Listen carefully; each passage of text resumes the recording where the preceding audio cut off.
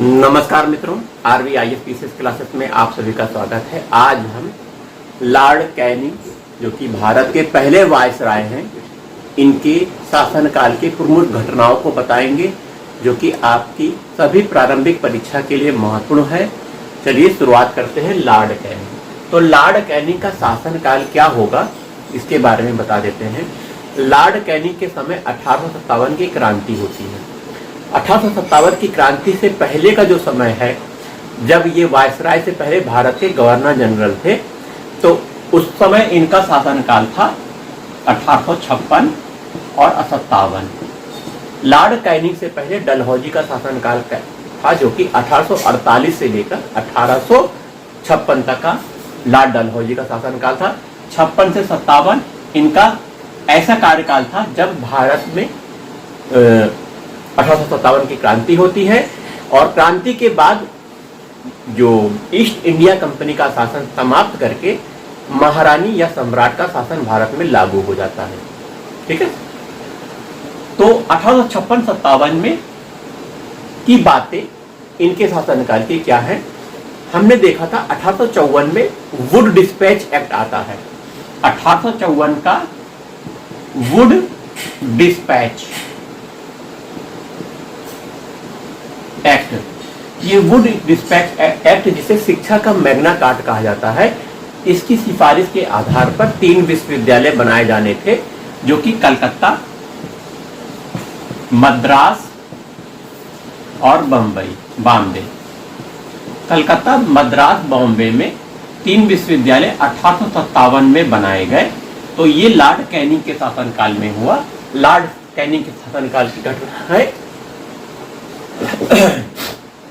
वहीं 1857 में कैनिंग के समय सिपाही विद्रोह होता है, जिसे 1857 की क्रांति कहा जाता है। सिपाही विद्रोह या फिर 1857 की क्रांति। तो जब 1857 की क्रांति हो जाती है तो भारत से कंपनी का शासन खत्म कर दिया जाता है और ब्रिटेन के सम्राट महारानी का शासन, क्राउन का शासन भारत में लागू हो जाता है, जिसे कैनिंग पढ़ के सुनाते हैं। 1858 में फिर कैनिंग का शासन, अगला शासनकाल 1858 से 1862 तक का होता है। कैनिंग जी का शासनकाल, इसमें 1857 की क्रांति हो गई, भारत में ब्रिटिश क्राउन का शासन लागू हो गया, ईस्ट इंडिया कंपनी का शासन खत्म हो गया। ये मुख्य बातें 2 कैनिंग के शासनकाल की चल रही हैं। वहीं और देखिए कुछ घटनाएं बहुत इंपॉर्टेंट हैं, जैसे कि 1861 में क्या हुआ, भारत परिषद अधिनियम आया। भारत परिषद अधिनियम, ठीक है, 1861 में। वहीं 1861 में क्या हुआ, प्रथम बजट पेश किया गया। प्रथम बजट पेश किया गया। वहीं 1861 में आयकर लागू किया गया। भारत में सबसे पहले आयकर 1861 में लागू किया गया। 500 से भी ज्यादा गैर कृषि साधनों पर टैक्स लगाया गया, कर लगाया गया। गैर कृषि क्षेत्र के आय पर टैक्स लगाया गया। गैर कृषि की बात कर रहे हैं। आयकर 1861 में लागू हुआ। ठीक है, ये याद रखिएगा। वहीं 1861 में आईपीसी, इंडियन पीनल कोड का गठन किया गया। आईपीसी का गठन 1861 में हुआ है। ठीक है, वहीं 1861 में विभागीय प्रणाली, पोर्टफोलियो सिस्टम की शुरुआत हुई थी। पोर्टफोलियो सिस्टम, विभागीय प्रणाली की शुरुआत 1861 में होती है। वहीं 1861 में एक मुख्य काम होता है, भारतीय उच्च न्यायालय अधिनियम बनता है। भारतीय उच्च न्यायालय अधिनियम।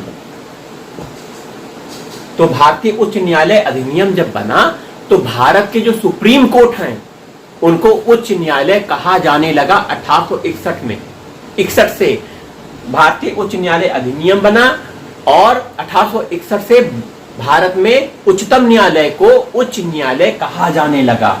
ठीक है, तो ये बातें हो गई। आयकर व्यवस्था प्रथम बजट प्रस्तुत हुआ।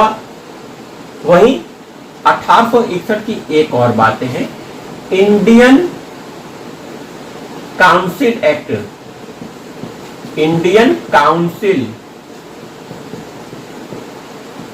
काउंसिल एक्ट भी 1861 में लागू हुआ।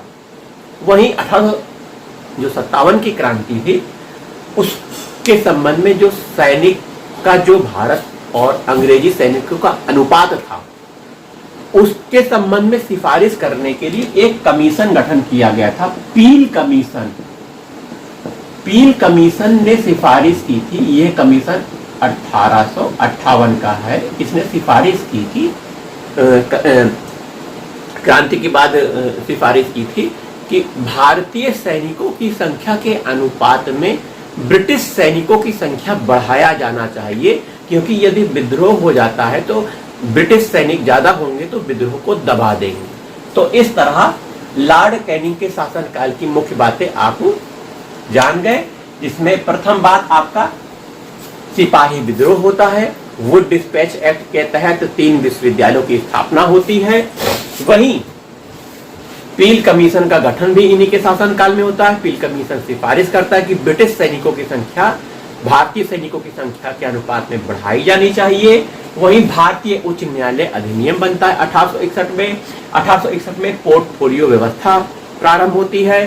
भारत परिषद अधिनियम की शुरुआत 1861 में होती है। प्रथम बजट भारत में प्रस्तुत 1861 में किया जाता है। आयकर की शुरुआत भारत में 1861 से होती है। आईपीसी इंडियन पीनल कोड 1861 से प्रारंभ होता है। 1861 में इंडियन काउंसिल एक्ट गठन होता है, जो कि सब लॉर्ड कैनिंग के शासनकाल में के हैं। वहीं 1857 की क्रांति के बाद भारत में अब भारत का गवर्नर जनरल नाम खत्म हो गया। अब गवर्नर जनरल को वायसराय कहा जाने लग गया। भारत का पहला वायसराय लॉर्ड कैनिंग महोदय थे। भारत का पहला वायसराय लॉर्ड कैनिंग महोदय थे। इस तरह अपनी बातों को विराम देते हैं। नमस्कार, जय हिंद, जय भारत।